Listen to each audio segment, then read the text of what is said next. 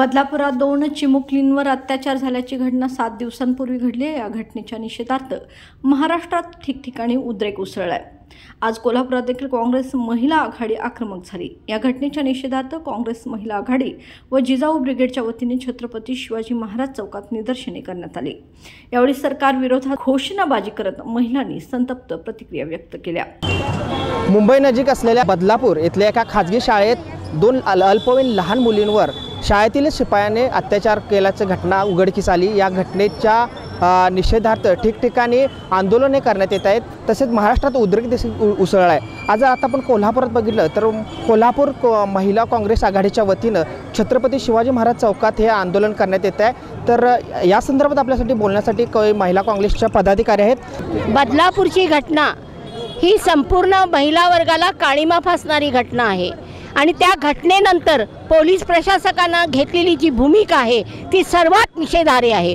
आणि त्याच्याहीपेक्षा संस्कृतीचे पोवाडे गाजवणारे भारतीय जनता पक्षवाले त्यांच्या या राज्यामध्ये त्यांच्या शिक्षण संस्थेमध्ये ह्या ज्या घटना घडलेल्या आहेत त्या घटना भाजपचा बुरखा फाडणारे आहेत। आणि म्हणून अशा संस्थेच्या संस्थाचालकांच्या वरती अशा मुलीवरती अत्याचार करणाऱ्या त्या नराधमावरती कोणत्याही परिस्थितीमध्ये फाशी झालीच पाहिजे। या शाळेची मान्यता काढून घेतली पाहिजे अशी आमची मागणी आहे।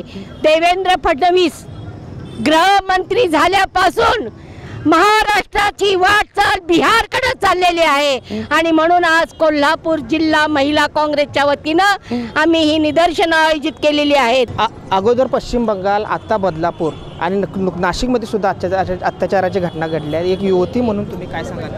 मी असं म्हणेल की आपला भारत स्वतंत्र देश आहे असं आपल्याला म्हटलं जातं आणि भारताचा आपला झेंडा फडकवला जातो, पण कुणीकडनं भारत देश स्वतंत्र आहे हे सांगावं। आजपर्यंत सरकारने काय केलं? बदलापूरमधली घटना असेल, परत लहान मुलींच्या चिमुकल्या ज्या 3 वर्षाच्या मुली आहेत त्यांच्यावरती बलात्कार, लाज वाटली पाहिजे सरकारला। आपण ज्या 3000 रुपये पाठवतात त्यांच्या काय कपन घेण्यासाठी पाठवलेत का ते 3000 रुपये त्या मुलींसाठी?